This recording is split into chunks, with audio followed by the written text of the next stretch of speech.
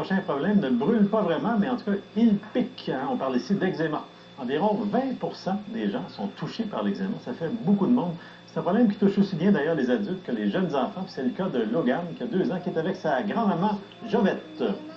Bonjour Jovette. Bonjour. Vous avez une question pour nous? Oui, mon petit-fils a 2 ans et demi, puis il fait de l'eczéma depuis au moins 1 an.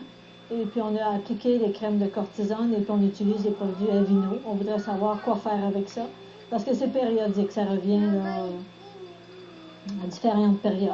Oui, ben c'est une bonne question. De retour avec nous, la dermatologue pédiatrique à l'hôpital Sainte-Justine, Dr Catherine McQuaig. Bonjour. On pourrait peut-être juste repasser en revue un petit peu ce que c'est que l'eczéma. Oui, ça pique, mais qu'est-ce que c'est exactement l'eczéma? Donc, l'eczéma qu'on retrouve surtout chez les enfants à cet âge-là, c'est une forme atopique, associée souvent avec une histoire familiale de l'eczéma, des allergies, fièvre de foin, de l'asthme et de l'urticaire. Et ça se manifeste surtout par la peau sèche.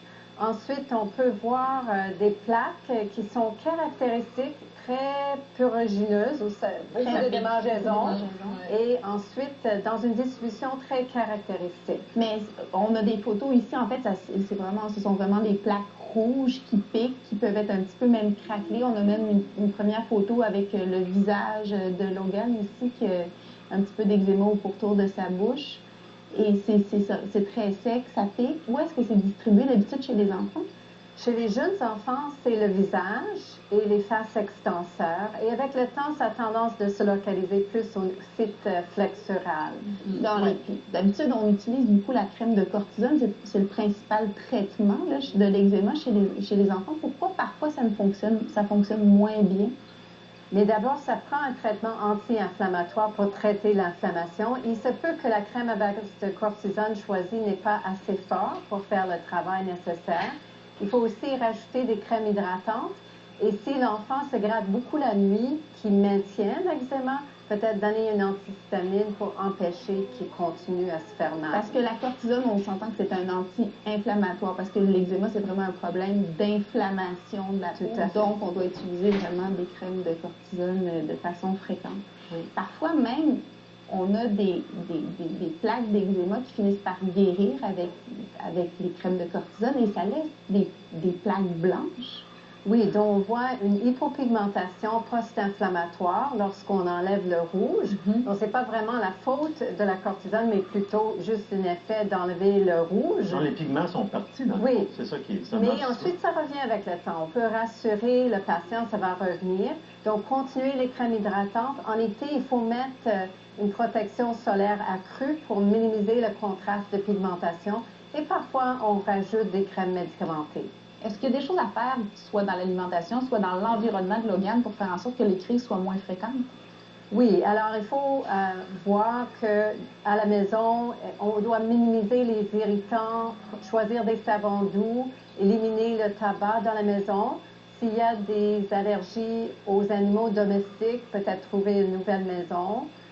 Est-ce que ça vaut le coup de faire des tests d'allergie pour le vérifier ou uniquement se baser sur l'exposition à l'animal? C'est une excellente question. C'est pas pour tout le monde.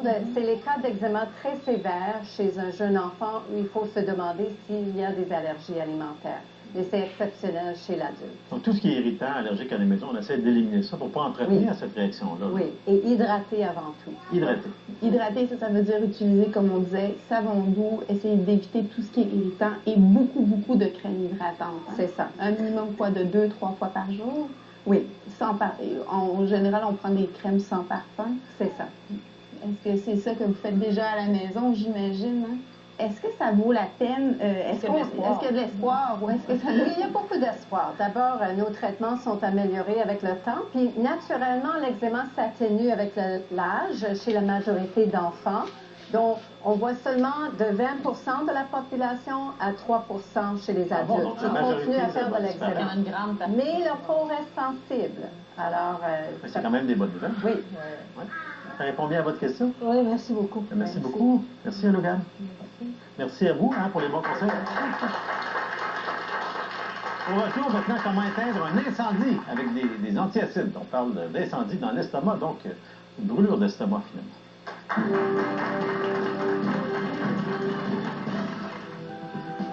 Après la pause.